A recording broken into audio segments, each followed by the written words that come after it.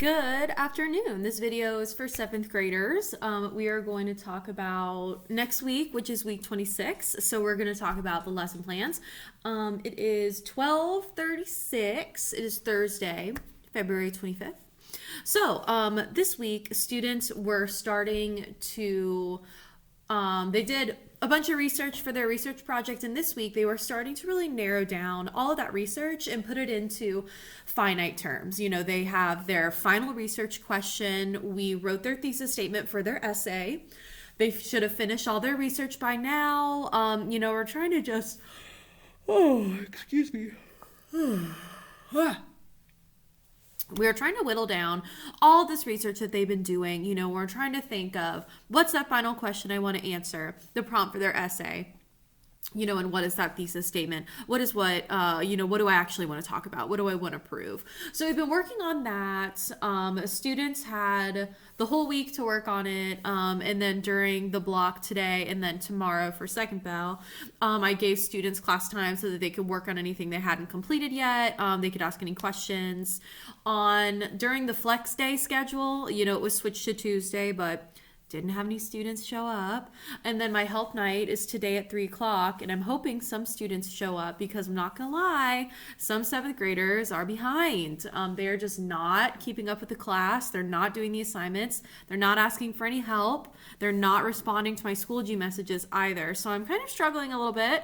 So I'm really hoping that 7th graders will start asking me for help, start communicating with me. I know it can be scary to ask for help. I know that they don't want to admit they don't know what's going on, but it's all learning. It's okay if they don't know what's happening.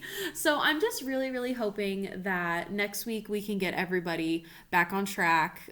So I really hope they utilize those extra times that they have to work with me, because they're not, and they're getting behind, and I don't really know what to do. I'm not really sure how to get to them if they're not responding to me. So encourage your student to talk to their teachers if they ever need help. That's the message. But next week during week 26, they're going to do grammar. So no vocab next week. They're going to do grammar. Their vocab will be available, but they don't have the quiz until 2 weeks from now. So we have grammar next week. And then we're going to start working on steps 2 and 3 of the essay outline. So step 1 should have been completed, which is the thesis statement. And then step 2 is where they do their brainstorming for their main ideas, their supporting details. So they figure out what they want their 3 body paragraphs to be about. They pick the details they want to put in there.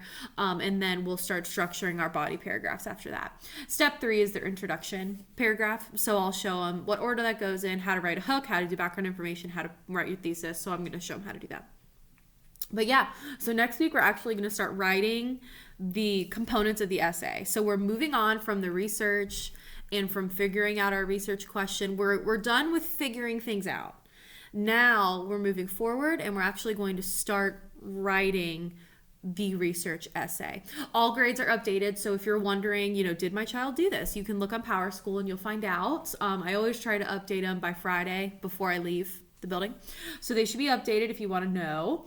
I've got a homework calendar that students can access, and you can click it. The lesson plan's in the description. You can click the homework calendar if you want to look at it.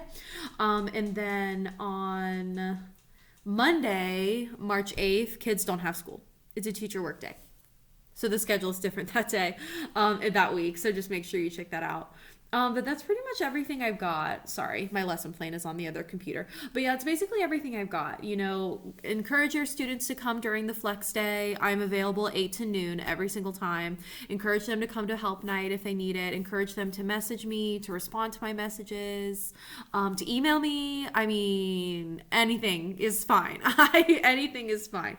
I just want to make sure we open the line of communication, because research is hard. It's a multi-step process, and I already have students that are falling behind. They're not responding to me, and I don't really know how else to reach them. Of course, I'll start contacting you guys directly if that happens, but I would prefer that the student and I could work it out, without having to bother you. So hopefully you can tell your student to contact me if they need help. I don't think I'm that scary. I think they know by now. I don't really care. Like, it's my job. So I want to help you. That's what I do. So that's what we're doing for next week. We're actually going to start writing that essay. You can check out the lesson plan that is linked in the description. If you need any more information, you can find some clickables there. But I think that's everything. So, and I'm moving into my new house this weekend. So if your child tries to contact me over the weekend, I might not respond because I am moving into my new house. Obviously, I'll get a hold of them Monday, of course, but I just might not respond because I'll be moving. So, yeah. That's it. So let me know if you guys need anything, and I'll see you tomorrow, bright and early, Monday morning or Tuesday, depending on what bell your kid has my class. Okay, bye.